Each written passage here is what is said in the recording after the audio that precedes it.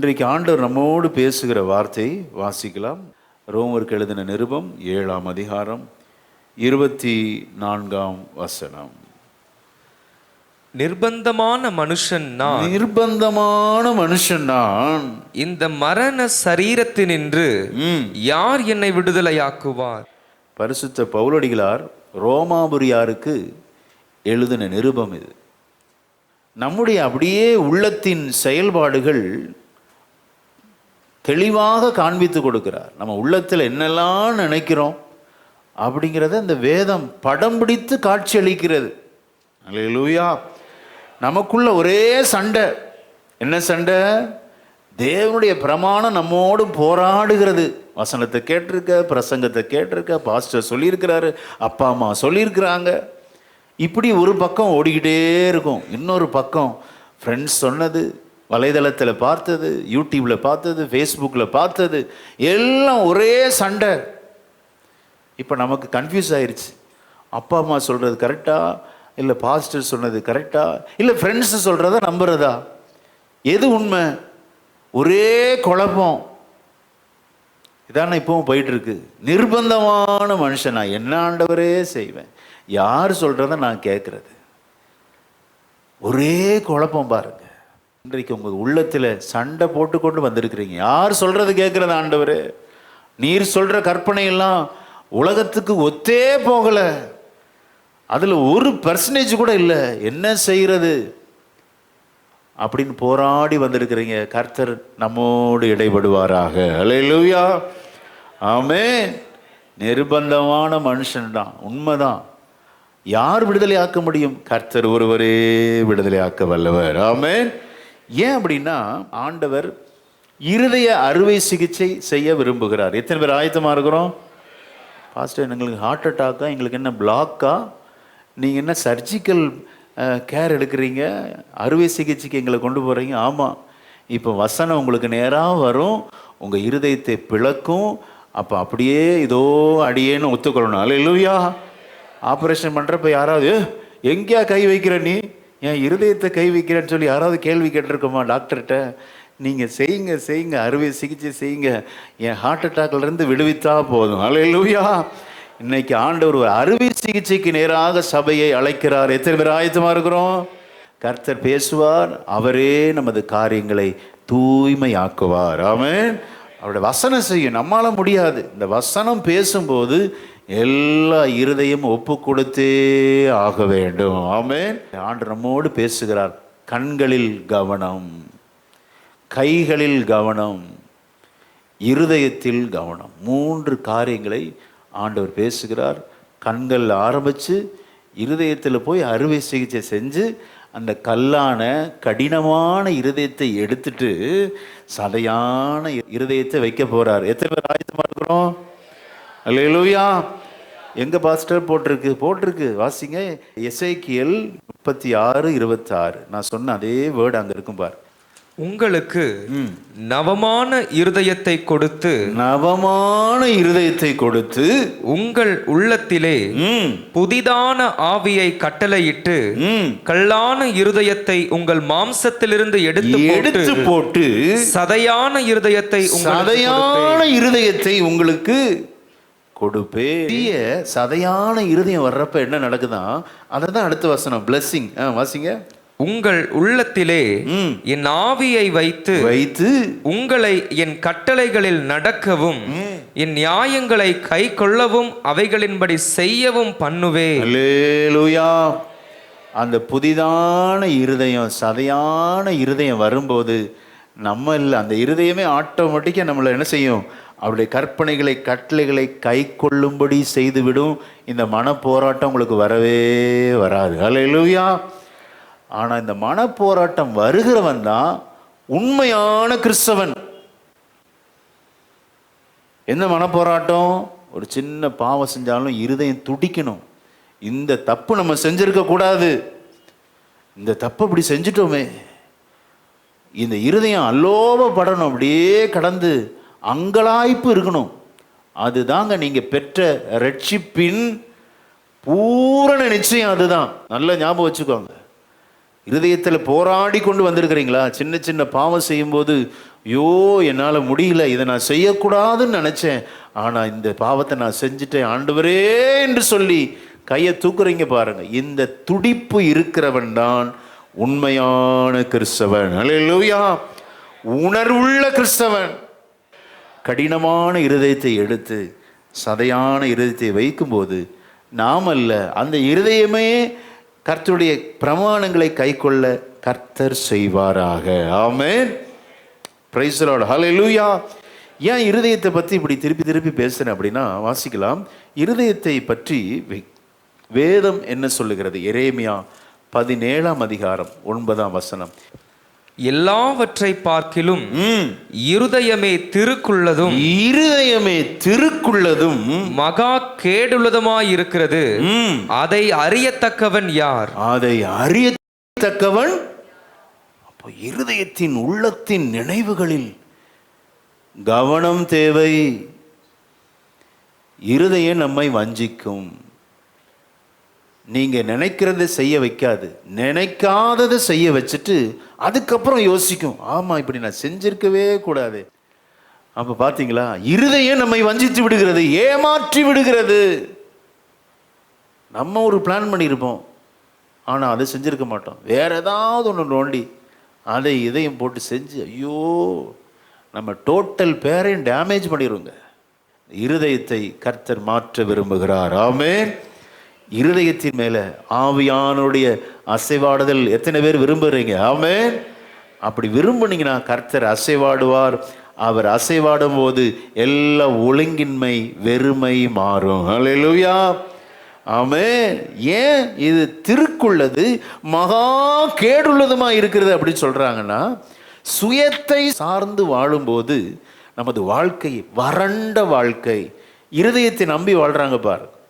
எனக்கு தெரியும், நான் பார்த்துக்கிறேன், எனக்கு அவ்வளோ பேரே தெரியும், முடியாத என்னால், ஏற்கனவே ஒரு பிரச்சனை வந்திருக்கு, நான் சால்வ் பண்ணியிருக்கிறேன், அந்த அனுபவம் எனக்கு இருக்கு. இப்படி நம்ம இருதயத்தை நம்பி மனுஷனை நம்பி வாழும்போது நம்முடைய வாழ்க்கை தோல்வியிலே முடிகிறது. ஆமென். எவ்வளோ வறட்சிங்கிறத இங்கே இதே அதிகாரத்தில் மேலே வாசிக்கலாம். எரேமியா 17:5 வாசிங்க. மனுஷன் மேல் நம்பிக்கை வைத்து மாம்சமானதை தன் புயபலமாக்கி கொண்டு கர்த்தரை விட்டு விலகுகிற இருதயமுள்ள மனுஷன் சபிக்கப்பட்டவன் என்று கர்த்தர் சொல்லுகிறார். ஃபுல் அண்ட் ஃபுல் மாம்சத்தை நம்புறது, இருதயத்தை நம்புறது, செல்ஃப் கான்ஃபிடன்ஸ், சுய நம்பிக்கை, நான் பார்த்துக்கிறேன், என்னால் முடியும். அப்படிப்பட்ட வாழ்க்கை எப்படி இருக்குமா? வறட்சினா வறட்சிங்க. அதனால தான் காரியம் ஒன்றும் வாய்க்கல. காரியம் ஏன் வாய்க்கல? ஆண்டவரை சார்ந்து கொள்ளலை. அவங்கள தெரியும், இவங்கள தெரியும், இந்த போலீஸை தெரியும், அந்த வக்கீலை தெரியும், அந்த ஜட்ஜை தெரியும், அந்த டாக்டரை தெரியும், அவர் ஃபேமிலி டாக்டர், இவங்ககிட்ட போனால் எல்லாம் சரியாயிரும். வியாதிக்காக, நம்மளது பிரச்சனைகளுக்காக கோர்ட்டு கேஸு போலீஸெல்லாம் நம்பி தோற்று போய் வந்திருக்கிறது காரணம் என்ன? மனுஷன் மேல் நம்பிக்கை. அதன் விளைவு 6ஆம் வசனத்தை வாசிங்க. வறட்சினா வறட்சி. வாசிக்கலாம் 6ஆம் வசனம். அவன் அந்தர வெளியில் கரளையாய் போன செடியை போல் இருந்து நன்மை வருகிறதை காணாமல். நன்மை வரும், ஆனா பார்க்கவே மாட்டாங்க. ஏன்னா மனுஷன் மேல நம்பிக்கை, இருதயத்தின் மேல நம்பிக்கை. வனாந்திரத்தின் வறட்சியான இடங்களிலும் குடியில்லாத உவர் நிலத்திலும் தங்குவான். பாத்தீங்களா எவ்வளவு வறண்ட வாழ்க்கை. அதை அப்படியே மாத்தி போடுங்க. முழு நம்பிக்கையை கர்த்தர் பேரில் வைக்க கர்த்தர் இந்த திருச்சபையை அழைக்கிறார். அல்லேலூயா. உன் கடின இருதயத்தை விட்டு விடு, உன்னுடைய அனுபவத்தை விட்டு விடு, தேவனை முழுவதுமாய் சார்ந்து கொள்ள வேண்டும். அல்லேலூயா. அந்த வசனத்தை வாசிருங்க. 7ஆம் வசனத்தை வாசிக்கலாம். கர்த்தர் மேல் நம்பிக்கை வைத்து கர்த்தரை தன் நம்பிக்கையாக கொண்டிருக்கிற மனுஷன் பாக்கியவான். பாக்கியவான். எல்லாம் சேர்ந்து வாசிக்கலாம். 8ஆம் வசனம் எவ்வளோ ஆசீர்வாதமான வார்த்தை பாருங்களேன். 8ஆம் வசனத்தை எல்லாம் சேர்ந்து வாசிக்கலாம். அவன் தண்ணீர் அண்டையிலே நாட்டப்பட்டதும் வேர்களை விடுகிறதும் உஷ்ணம் வருகிறதை இலை பச்சையாய் இருக்கிறதும் மழை தாழ்ச்சியான வருஷத்திலும் வருத்தமின்றி தப்பாமல் கனி கொடுக்கிறதுமான மரத்தை போல இருப்பான். Hallelujah. What a wonderful blessed life பாருங்க. ஆண்டவரே சார்ந்து கொள்ளணும். மனுஷர்லாம் வேணுங்க, வேண்டாம்லாம் நான் சொல்லவே மாட்டேன். உறவுகள் வேணும், அண்ணன் தம்பி அக்கா தங்கச்சி எல்லாரும் வேணும், யாரையும் பகைக்கணும்னு சொல்லலை. ஆனால் இருதயத்தின் ஆழத்தில் கர்த்தரையே சார்ந்திருப்பது. ஆமென். விசுவாசம், நம்பிக்கை, அதானே ஆண்டவரையே சார்ந்திருக்கணும் எல்லாவற்றிலும். நீங்கள் தான் சுவாமி எனக்கு செய்யணும், இந்த காரியத்தில் நீங்கள் தான் எனக்கு ஒரு அற்புதம் செய்யணும். எத்தனை பேர் அப்படி கேட்க முடியும்? இல்லை, கரங்களை தட்டி உங்கள் நம்பிக்கை ஆண்டவர் வெட்கப்படுத்த விடமாட்டார். கர்த்தரையே சார்ந்திருக்கும் போது ஹல்லேலூயா, ஹல்லேலூயா, அவர் உனக்கு காரியங்களை வாய்க்க செய்வார். ஓ, உஷ்ணம் வருகிறதை நீ பார்க்க மாட்டார். உனக்கு பிரச்சனைகள் வந்தாலும் அந்த ஃபீலிங்கை கர்த்தர் விடமாட்டார். ஏனென்றால் கர்த்தரே உன் அருகில் இருக்கிறார். ஜீவன் ஈருற்று உன் அருகில் இருக்கிறார். ஹல்லேலூயா. அற்புதம் செய்யுங்கப்பா எங்க வாழ்க்கையில, உம்மை தான் நம்பி இருக்கோம் ஏசப்பா. அற்புதம் செய்யுங்கப்பா எங்க, சொல்லுங்க ஆமென்.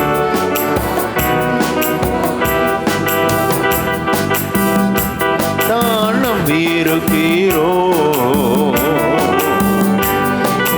கர்த்தர் மேல் நம்பிக்கை வைத்து பாடுங்க ஆமென். உம்மை தான் we trust in you Lord. நீங்களா ஏதாவது செய்யணும் என்று எதிர்பார்த்து உமது முகத்தை பார்க்கிறோம். ஏதாவது செஞ்சிருங்களேன், அற்புதம் செஞ்சிருங்களேன்.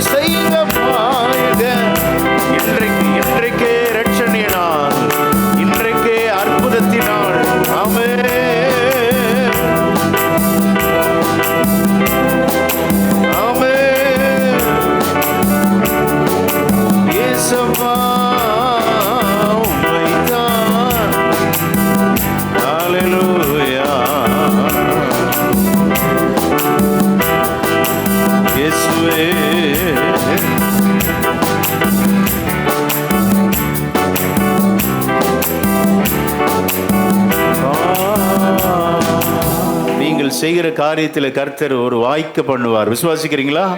இந்த மாதத்தில் நீங்கள் எந்த புதிய முயற்சி எடுக்கிறீர்களோ அதில் கர்த்தர் சித்திக்க செய்வார், வாய்க்க செய்வார். காரியங்கள் வாய்க்கும், விசுவாசித்து அது நடக்கும். நல்ல கரங்களை தட்டி, ஓ, வியாதி சுகமாகும். உன் பிரச்சனைகளுக்கு கர்த்தர் ஒரு முற்றுப்புள்ளியை வைக்கிற மாதம். அல்லேலூயா, ஆமென். விசுவாசிச்சிடணும். அப்படியே பலிபீடத்திலிருந்து வந்தால் உங்களுக்கு தான், வேற யாருக்கு? ரோட்டில் போகிறவங்களுக்கா பேசுகிறோம்? நமக்கு தான் ஆண்டவர் பேசுகிறார். அப்படியே ஏற்றுக்கொள்ளணும்.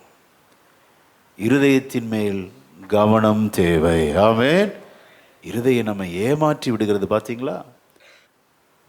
இருதயம் நம்மளை ஏமாற்றிடுது. இதெல்லாம் செய்யக்கூடாது, ஆனால் செய்ய வச்சிருதே. செய்ய வச்சு நம்ம பிரச்சனையில சிக்கி ஹாஸ்பிட்டல், கோர்ட்டு, கேஸ்ன்னு அலைய வச்சு அப்புறம் உட்காந்து ஐயோ குய்யோ முய்யோன்னு கடந்து கத்துறது. ஆண்டவர் நம்ம இருதயத்தை மாற்ற விரும்புகிறார். ஆமென். வாசிக்க கேட்போம். இருதயம் எப்படிப்பட்டது என்று என் அருள்நாதர் இயேசு சொன்ன அவருடைய பிரசங்கத்தில் சொன்ன வாக்கியத்தை வாசிக்கலாம். மார்க்கு 7ஆம் அதிகாரம் 20ஆம் வசனமும் 21ஆம் வசனம் வாசிக்கலாம். மனுஷனுக்குள்ளே இருந்து புறப்படுகிறதே மனுஷனை தீட்டுப்படுத்தும். எப்படி எனில் மனுஷருடைய இருதயத்திற்குள் இருந்து பொல்லாத சிந்தனைகள், விபச்சாரம், வேசித்தனம், கொலை பாதகங்களும், களவுகளும், பொருள் ஆசைகளும், துஷ்டத்தனங்களும், கபடும், காம விகாரமும், வன்கண்ணும், தூஷணமும், பெருமையும், மதிகேடும் புறப்பட்டு வரும். எவ்வளோ இருக்கு பாருங்க.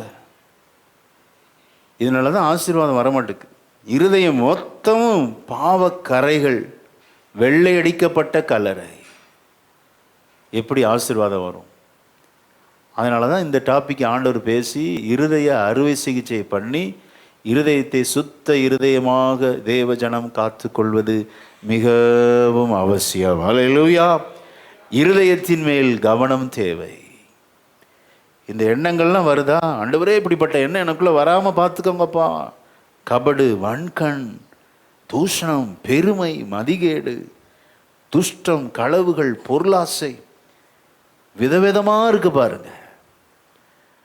இருதயத்தின் மேல் கர்த்தருடைய ஆளுகை எத்தனை பேர் விரும்புறீங்க? வலது கரத்தை உயர்த்தி காண்பி. ஹல்லேலூயா. என் இருதயத்தின் மேலே கர்த்தருடைய ஆளுகை உண்டாகட்டப்பா. ஆமென். என்னை ஏமாற்றி விடக்கூடாது, என்னை படுகுழியில தள்ளிடக்கூடாது ஆண்டவரே. ஆசை இச்சைகளுக்கு நான் அடிமையாயிடக்கூடாதப்பா. எவ்வளோ கவனமா இருக்கணும் பாரு. இருதயமும் கண்ணு இருக்கு பாரு, கண்ணு, கை, இவங்கெல்லாம் ஒரே சேர்ந்து செய்கிற வேலைக்காரர்கள்.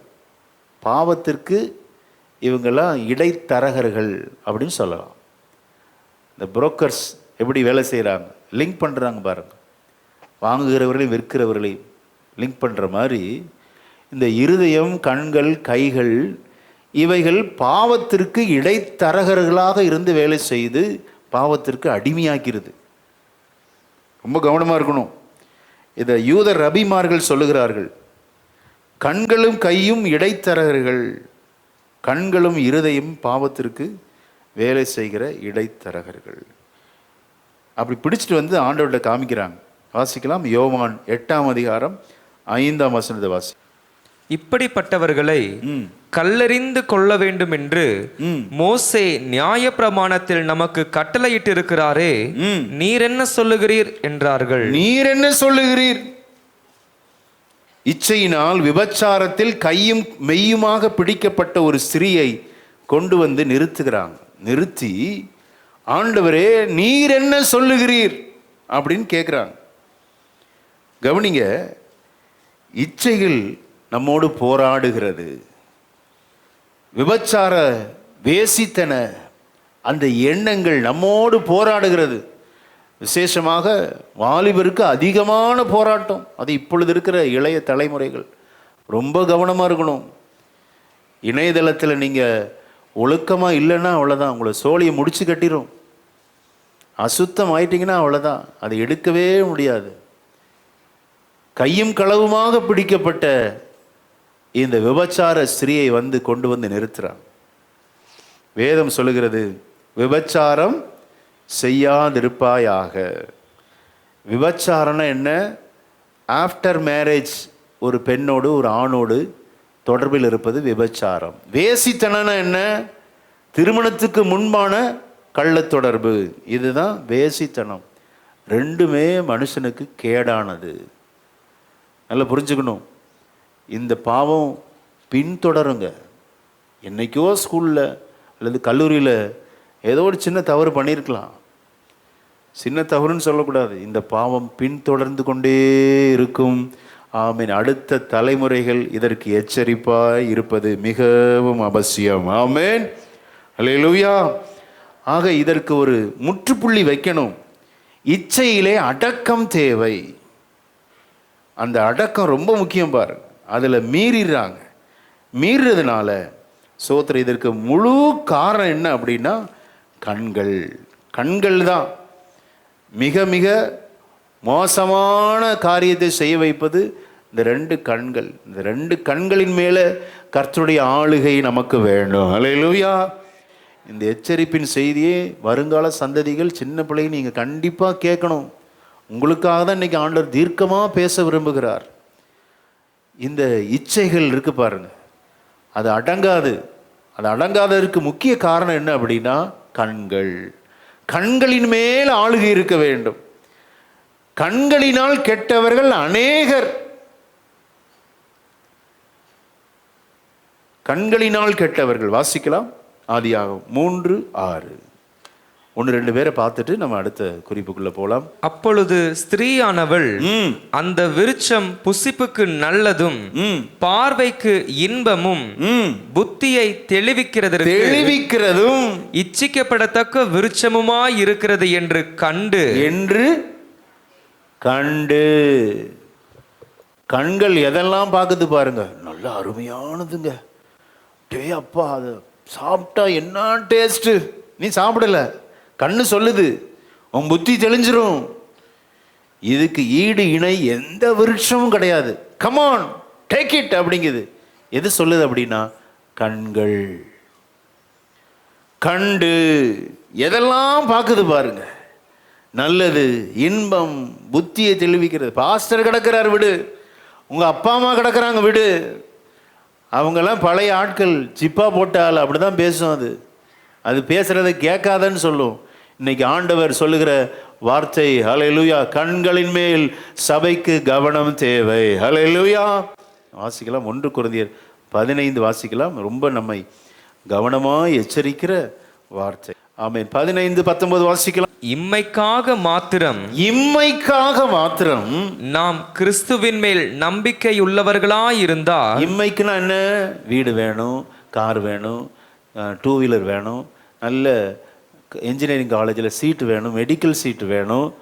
ஆமென், ஸ்தோத்திரம். நல்ல கவர்மெண்ட் போஸ்ட் வேணும், தொழில் சிறக்கணும், இன்னும் என் பிஸ்னஸ் அப்படியே பெருகணும் அப்படின்னு இம்மைக்காக மாத்திரம் கிறிஸ்துவின் மேல் நம்பிக்கை உள்ளவர்களாக இருந்தால் எல்லா மனுஷரை பார்க்கிலும் பரிதபிக்கப்படத்தக்கவர்களாக இருப்போம். பாவமான ஜனமாயிருவோம்.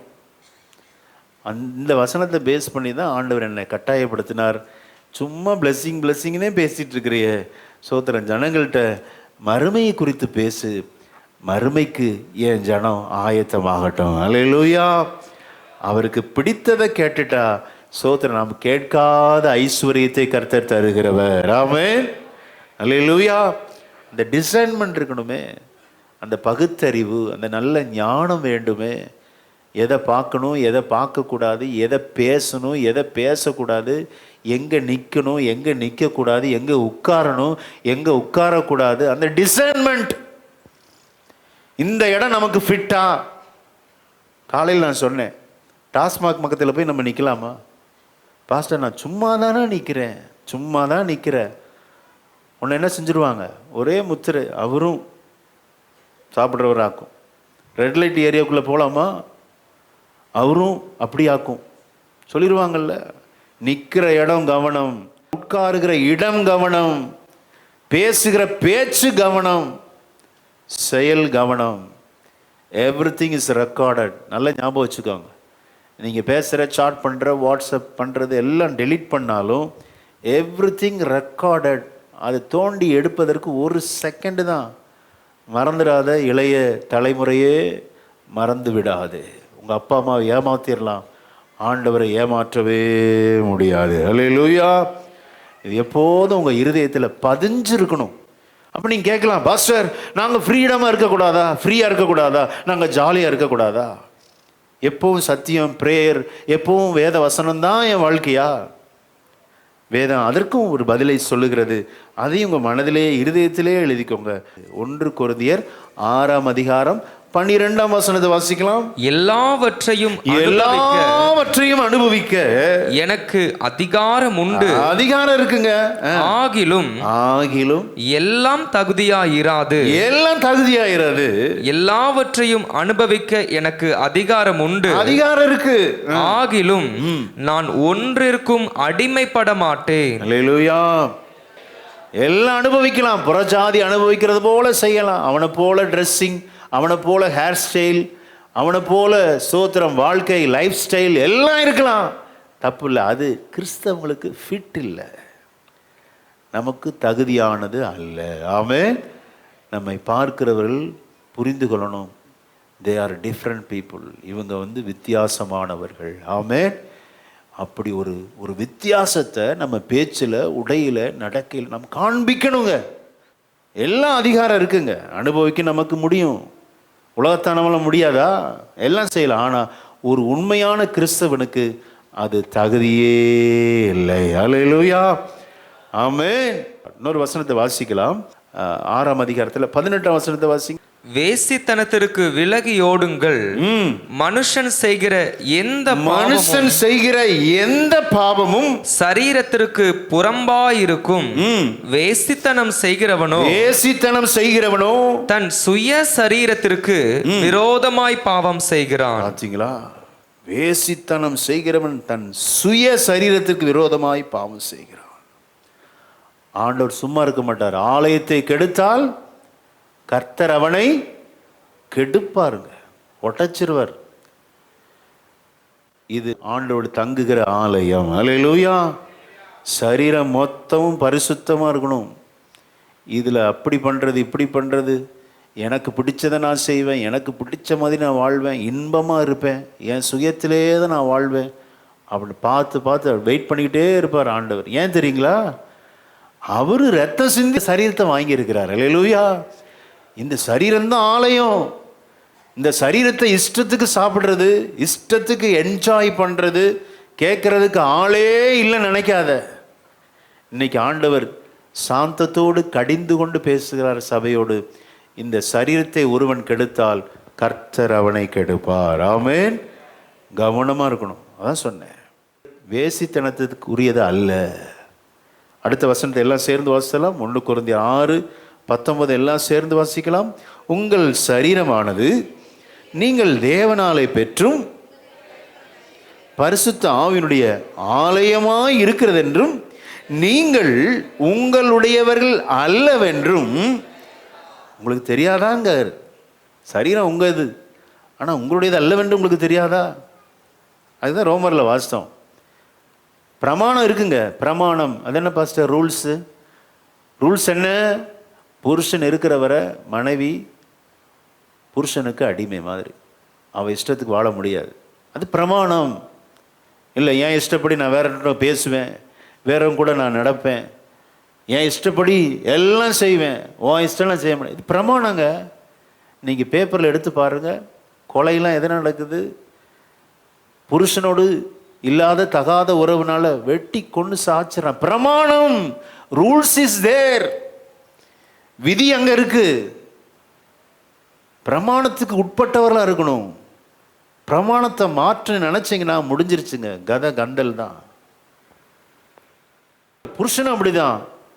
மனைவியானவள் உயிரோடு இருக்கிற வரை நீ உன் சரீரத்திற்கு உட்பட்டவன் அல்ல. மனைவிக்கு அவளுக்கு அடிமை மாதிரி தான். உங்கள் இஷ்டத்துக்கு உங்கள் சரீரத்தை நீங்கள் அது பேண முடியாது. உங்கள் மனைவிக்கு பிரியமாக தான் நீங்கள் வாழ்ந்து தான் ஆகணும். அதான் பிரமாணம். அந்த பந்தம் இருக்கு பார்த்தீங்களா? இப்போ வாங்க, நமக்கும் ஆண்டவருக்கும் பிரமாணம் ஞான ஸ்நானத்தில் கிடைத்தது. அல்லேலூயா.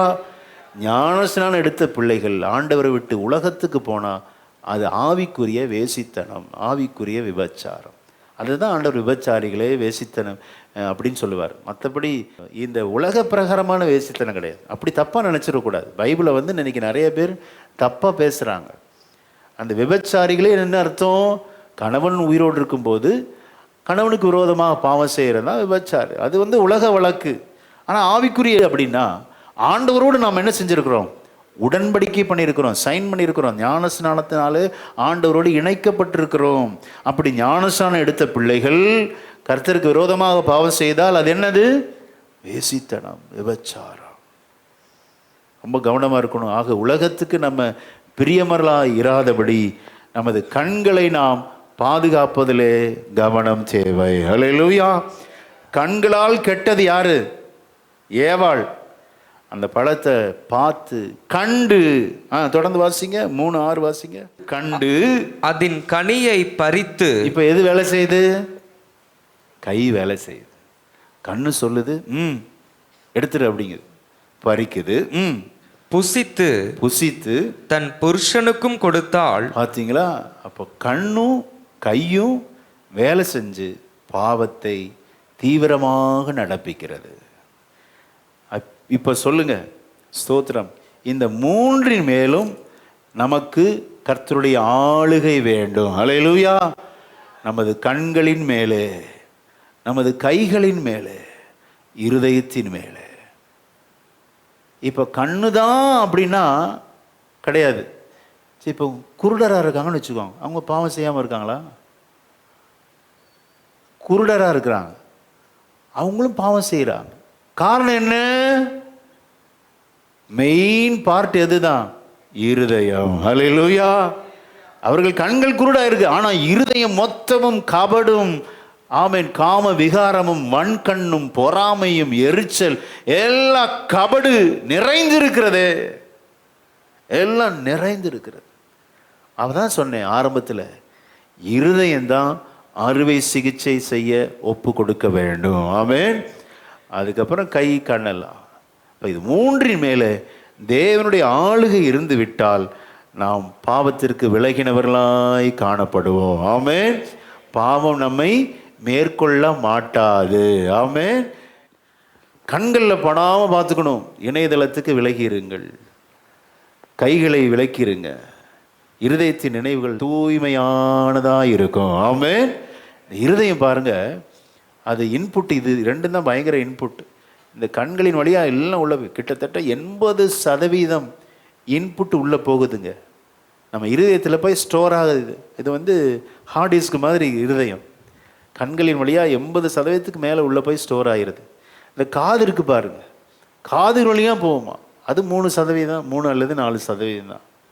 இப்படி இந்த இருதயத்தை நம்ம பாதுகாக்கணும்னா இந்த வாசலெல்லாம் நம்ம கரெக்டாக கவனமாக வைத்து கொள்ள வேண்டும். அல்லேலூயா. அப்படி செய்து பாருங்க. சோத்திரம். விசேஷமாக இன்னைக்கு ஊக்கமாக ஒரு ஜெபம் பண்ண போகிறோம். நமது இருதயத்தை கர்த்தர் ஆளுகை செய்ய. அல்லேலூயா. நமது கண்களை கர்த்தர் ஆளுகை செய்ய. அல்லேலூயா. நமது கைகளை கர்த்தர் ஆளுகை செய்வாராக. ஆமென். ஒரே ஒரு பாடல், ஒரு கவியை பாடி ஒரு ஜெபமாக, ஆண்டவரே இந்த மூன்றையும் உங்கள் ஆளுகை உண்டாயிருக்கட்டப்பான்னு சொல்லி. ஆமென். ஹல்லேலூயா. உம்மை நாடி தேடும் மனிதர் உம்மில் மகிழ்ந்து களி கூறட்டும். உம்மை நாடி தேடும் மனிதர் உம்மில்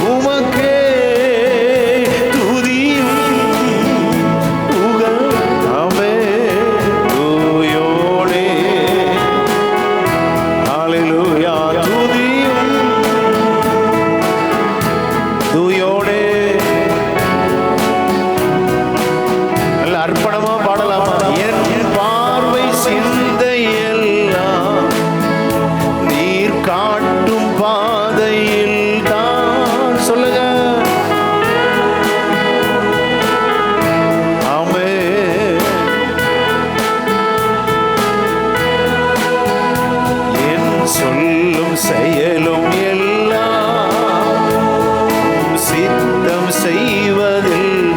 நல்ல சத்தமா பாடுங்க. என் சொல், என் செயல், கைகளின் கிரியைகள்.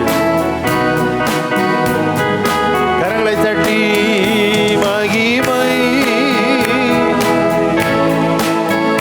மாவேந்தன் உமக்கே மகிமை.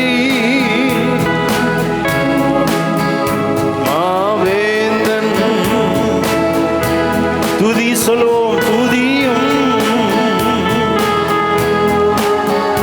தூயோனே உமக்கே துதியும் கனவும்.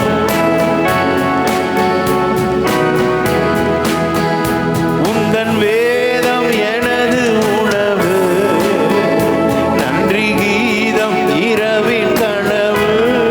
அப்பா, பாடுகிற எல்லாருக்கும் வேதத்தின் மேல ஒரு பற்று உண்டாகட்டப்பா. இந்த மாதம் வேதத்தை தியானிக்கிற மாதமாய் மாறுகட்டும். ஆமென். உந்தன் பாதம் போதும் எனக்கு, அதுதானே அணையா விளக்கு. ஒரு இருதய அறுவை சிகிச்சை செய்வீராக. எல்லா கல்லான இருதயம், கடினமான இருதயம் மாறட்டும். ஆகி ஆமென். மாட்சிமை மாவேந்தன்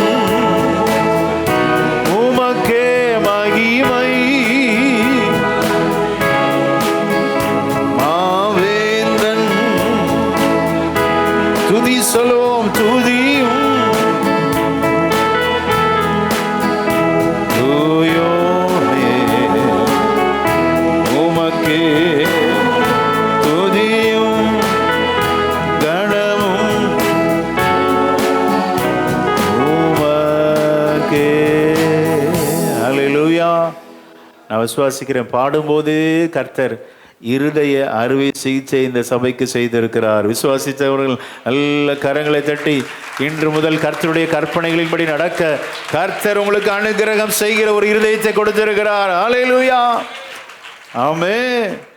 கண்களினால் கெட்டவர்கள். இன்னொரு ஸ்திரியை பார்க்கலாம். ஆதியாகமம் 34:1. லேயாள் யாக்கோபுக்கு பெற்ற குமாரத்தியாகிய தீனாள் தேசத்து பெண்களை பார்க்க புறப்பட்டாள். தீனாள் தேசத்து பெண்களை பார்க்க வீட்டில இருந்து அம்மனி கிளம்பிருச்சு. தேசம் எப்படி இருக்குன்னு பார்த்துட்டு வர்றேன். சொல்ல வேண்டாம், அவளை தீட்டுப்படுத்தி விட்டார்கள். ஏவியன் போட்டிருக்கு, அதுக்கு அர்த்தம் பாம்பு. இந்த சும்மா பார்த்துட்டு வரேன்னு சொல்கிறாங்க பாருங்க, அதெல்லாம் நிறுத்திக்கணும். இன்னைக்கு சும்மா போயிட்டு வர்றேன், அப்போ வேலை இல்லைன்னு அர்த்தம். சும்மா சுற்றுறது யாரு? பிசாசு. ஆண்டவர் கேட்குறார், என் தாசனாகிய யோபுவின் மேல் உலகமெங்கும் சுற்றிட்டு வர்றான், சுற்றிட்டே வர்றான். வேலையே இருக்காது. சிலவங்க வண்டி எடுத்துகிட்டு அப்படியே போய் சுற்றிட்டு வருவாங்க. வாலிப தம்பி, வாலிப தங்கச்சி, ஆண்டவர் இன்றைக்கு உன்னோடு எச்சரித்து சாந்தமாய் கடிந்து கொண்டு சொல்கிறார், சும்மா பார்க்க போனால் விளைவு கற்பை இழந்தார். பார்த்தீங்களா? இவளுக்கு என்ன ஆசை? எப்படி எல்லாரும் ட்ரெஸ் பண்ணியிருக்கிறாங்க, ஸ்திரீகளை பார்க்க போகிறா. இப்போ இவ்வளோ அப்படி மேக்கப்லாம் போட்டு போயிருப்பான்னு நினைக்கிறேன்னா, சும்மா விட்டுருப்பாங்களா? சும்மா ஒரு இடத்துக்கு போகக்கூடாது, காரணமே இல்லாமல் போகக்கூடாது. படிப்பின் நிமித்தம் ப்ராஜெக்ட் உண்மையாக இருந்துச்சுன்னா அப்பா அம்மாட்ட சொல்லிட்டு போங்க, தப்பே கிடையாது. சும்மா அப்படியே போயிட்டு வர்றேன். தீனால் கண்களினால் கேட்டாள். அடுத்து வசிங்க. ஆகான், அவனும் கண்களினால் ஆகாதவனாகவே போயிட்டான். யோசுவா 7:21. கொள்ளையிலே நேர்த்தியான ஒரு பாபிலோனிய சால்வையையும் 200 வெள்ளி சேக்கலையும் 50 சேக்கல் நிறையான ஒரு பொன் பாலத்தையும் நான் கண்டு. பாத்தீங்களா? கண்ணு பார்த்துருச்சு, ஆசைப்பட்டுருச்சு, அவைகளை இச்சித்து எடுத்து கொண்டேன். கண்ணு பார்த்த உடனே கை வேலை செய்ய ஆரம்பிக்கிறது. அதான் சொன்னேன், பாவத்திற்கு கண்களும் கைகளும் இடைத்தரகர்கள். தீவிரமாக செஞ்சு மாட்டிக்கிட்டான். விளைவு நமக்கு தெரியும். அவனுடைய வாழ்க்கையை முடிஞ்சே போடுச்சு. அதான் சொன்னேன், கண்களின் மேல் தேவ ஜனங்களுக்கு ஒரு கவனம் தேவை, கர்த்தருடைய ஆளுகை தேவை. கைகளின் மேலே, இருதயத்தின் மேலே. அப்படி இருக்கும்போது நம்ம இடராமல் தேவன் காப்பார். அல்லேலூயா. ஒரு பொருத்தனை பண்ணியிருக்கிறார் பாருங்க யோபு. அப்பா, 10 பிள்ளைகளை பெற்று எடுத்தவர் ஒரு பொருத்தனன். சில சொல்லலாம், பாஸ்டர் வயசாயிருச்சு பாஸ்டர். வயசானவங்க தான் அந்த பொருத்தனையே பண்ணணும். வயசானவங்களுக்கும் சோதனை வரும். யோபு 10 பிள்ளை பிறந்திருக்கு. அவர் எடுத்த பொருத்தனையை பாருங்க. 31ஆம் அதிகாரம் 7-8. என் நடைகள் வழியை விட்டு விலகினதும் என் இருதயம் என் கண்களை பின் தொடர்ந்ததும் ஏதாகிலும் ஒரு மாசு என் கைகளில் ஒட்டி கொண்டதும் உண்டானால் அப்பொழுது நான் விதைத்ததை வேறொருவன் புசிப்பானாக. 1 வசனம் தான் அவனுடைய பொருத்தனை உடன்படிக்கை. வாசிக்கலாம்.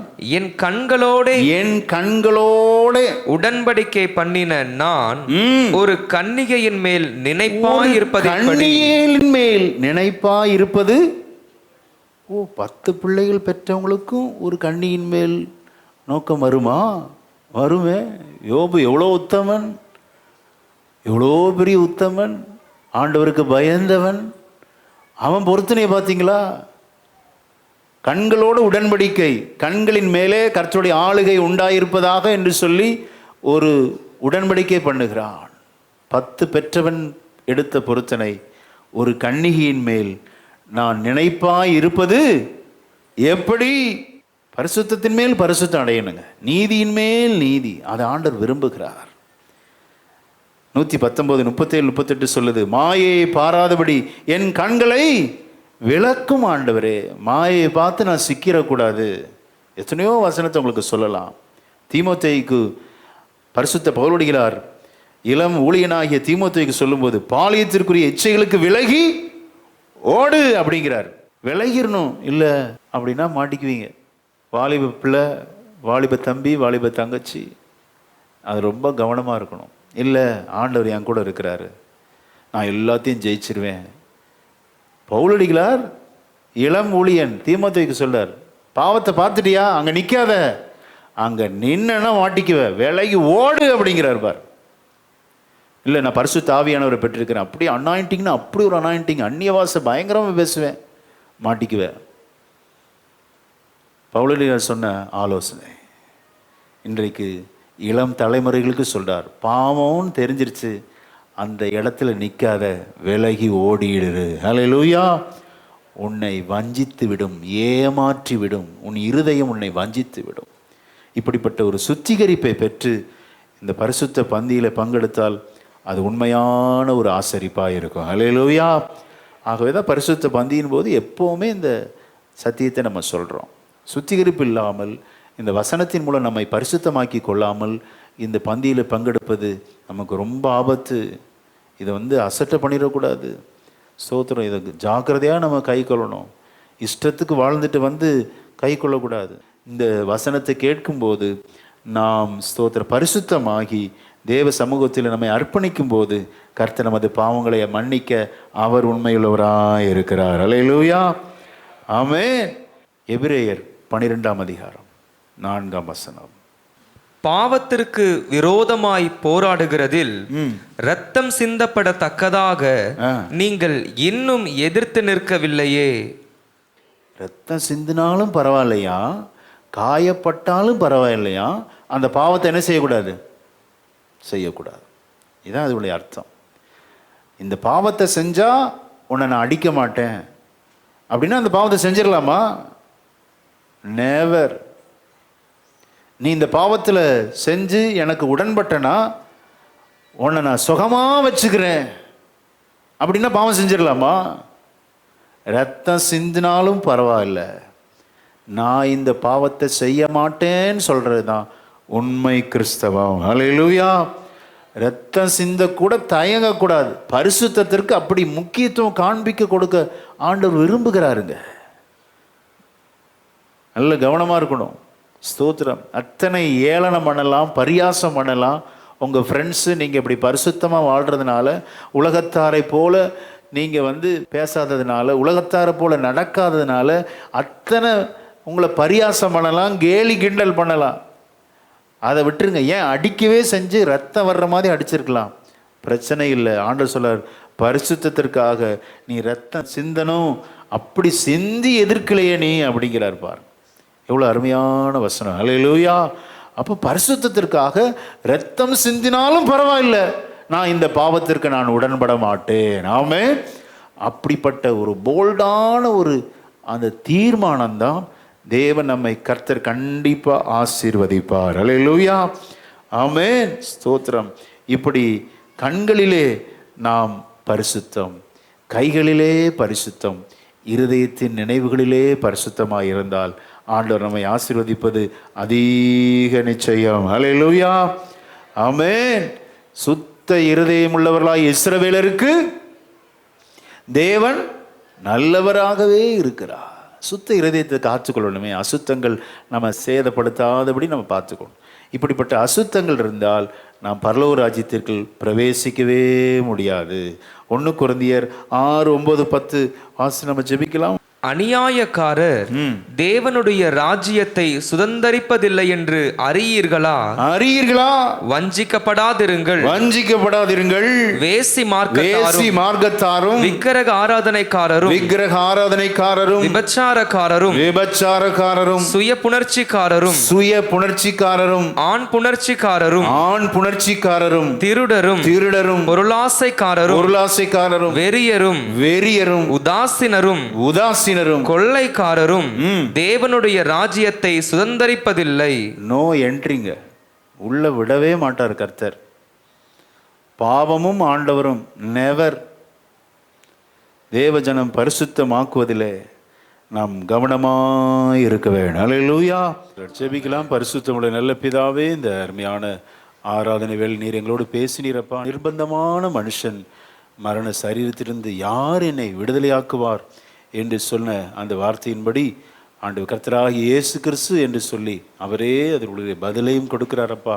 எங்களோடு பேசின நல்ல வார்த்தைகளுக்காக ஸ்தோத்திரம். கேட்ட ஒவ்வொருவரும் ஆண்டவரே தேவனை முழுவதுமாய் சார்ந்து கொண்டு தேவனுக்காக துடிப்பான இருதயத்தோடு வாழ அர்ப்பணிக்க உதவி செய்யுங்க. ஆசீர்வதியும் ஆண்டவரே. பரிசுத்த பந்தியை நீர் ஆசீர்வதியும். இதை பரிசுத்தத்தோடு நாங்கள் ஆசரிக்க கரதரையற்ற மணவாட்டி சபையாய் தேவனுக்கு முன்பாக நாங்கள் காணப்பட குற்றமற்றதாக இருக்கும்படி எங்கள் கைகள், எங்களுடைய கால் நடக்கைகள், ஆண்டவர் இருதயத்தின் யோசனைகள் எல்லாம் சுத்திகரிப்பீராக. ஒரு விசை உமது கல்வாரி இரத்தம் இறங்கி வந்து ஆண்டவரே எங்கள் ஒவ்வொருவரையும் சுத்தமாக்குவதாக, எங்கள் ஒவ்வொருவரையும் பாத்திரராக மாற்றுவீராக. எல்லா அபாத்திரத்தை எடுத்து போடுங்க. இயேசு கிறிஸ்துவின் நாமத்தில் ஜெபிக்கிறோம் நல்ல பிதாவே, ஆமென்.